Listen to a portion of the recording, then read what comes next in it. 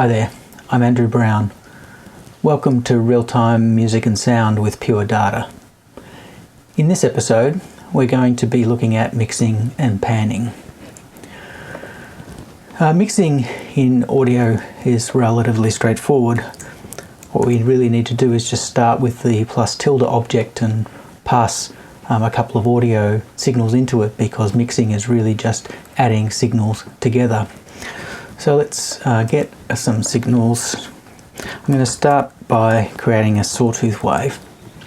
The phaser is a unipolar kind of sawtooth, so we'll just change it slightly so that it's got as much positive and negative in the signal. We just need to multiply by 2 and subtract 1. Okay, should be fine. We'll need to give it a frequency. And given that we're mixing, we might give each one of these their own volume control.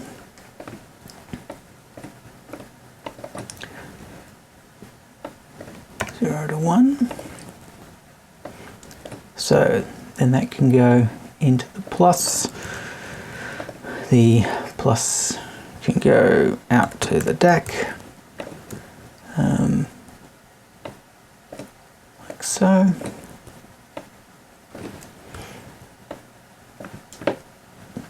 Now at the moment, there we go. Turn the sound up and everything works as expected. Turn that back down again. So if we want a second signal, we can simply copy and paste all of that and put it into the other side of the plus. We get that original one, get a second waveform with a different frequency.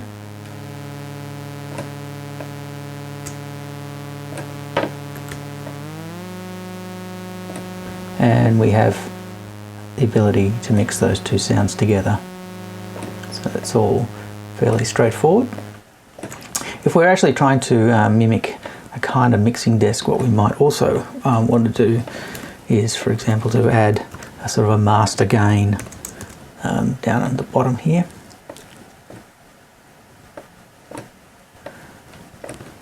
This time I'll use a fader. Change its properties to go from 0 to 1 as well.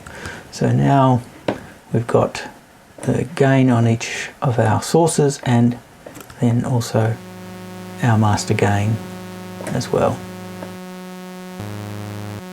like so.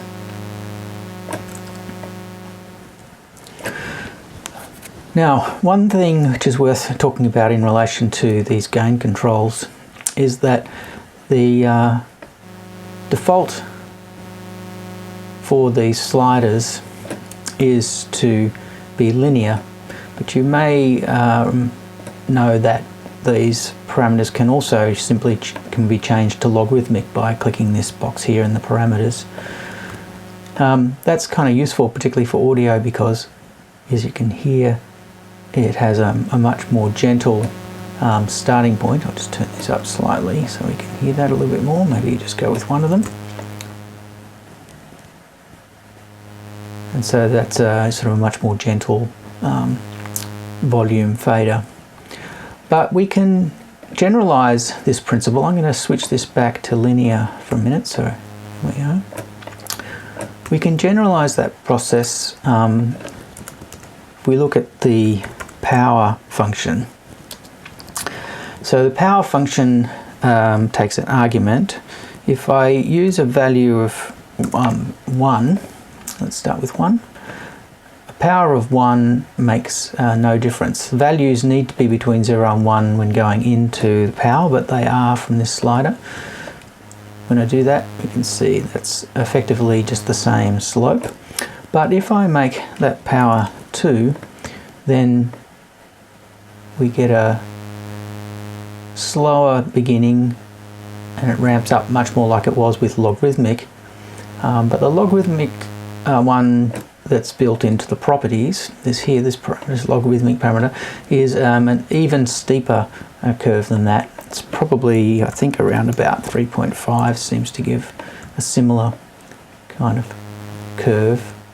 And to me, somewhere around power of 2 is a bit nicer, but you can play with that value just to get the feel that you want out of your faders. And we can do that to every one of these volume faders and to any other parameter we like. Okay, so the next thing we might look at is panning.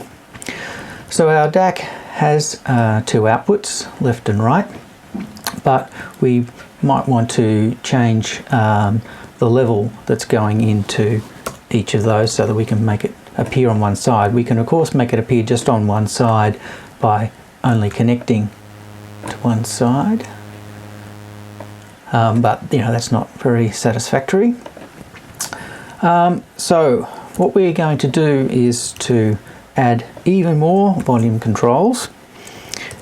We're going to add 2 more multiply tildes of volume controls, 1 for each side, and we're going to send the signal to both of them. And effectively what we're going to do is to have a value. If I use a number box, you can see the values most clearly. Now on one side we can just make this go up and down, that'll be fine, but what we want for panning is when this right channel goes up, that's like so, then we want the left channel to go down. So we can do some fairly simple math to make that be the case. We basically need to take the value away from 1 of whatever this is. So we can do that with a subtract object, fairly straightforwardly. But we need to do a slightly convoluted process here because of the way in which the order of operations for that -1. Let's make that go over here so it's more clear.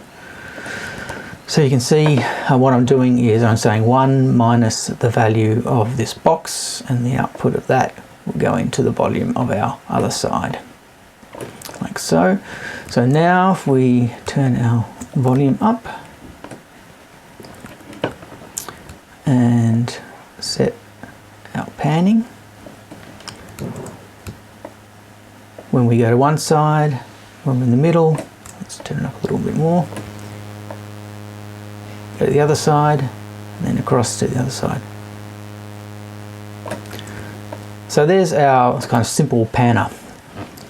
One thing that you may notice is that when we're panning from left to right, it seems to dip in the center. The volume seems to be slightly softer when it's equidistant on this linear pan than on the other sides. This is kind of fairly widely known, and this diagram shows a kind of solution to it. We try and do these kinds of fades, which instead of a linear straight line, we want a curved line, which is called an equal power crossfade, so that we get the perception that the sound is about the same volume in the middle on either side. You can see these curved lines. One way in which we can get that curved line is to use a sine or a cosine wave. You might be able to imagine that that's the first quarter of a cosine, of a sine wave, and the first quarter of a cosine wave. So this kind of equal power crossfade is useful to do. I've created previously an abstraction called panner that does this, so I'm just going to bring that in now. So here's that abstraction.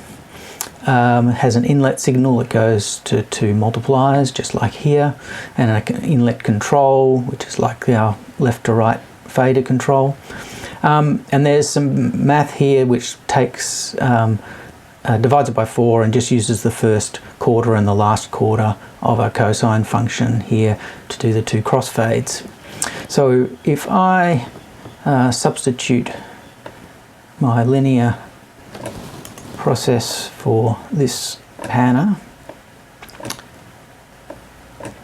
in this particular case, the audio goes in that side and the value goes in this side. Then we can turn that up and we can have a listen. It goes from one side across to the other side and back, and hopefully that's a more natural, sort of smoother crossfade for us. Okay, so there we have basic mixing using the plus, and we've got a power function here to change the slope of our fader so that it's a little bit more natural, rather than a linear fade. We've got this non-linear fade, and then we've used a panner where we've turned up and down the different sides, alternatively from the single control, so that we can move our objects back and forward. If you are building a sort of mixing desk-like thing, you can duplicate this panner maybe on every single input, so that you can pan each one of your inputs to a different output. Then you could sum the outputs after they've been panned and send them to the left and right sides of the DAC. Okay, I think that's enough for now. So have a go at that, and I will catch you in another video.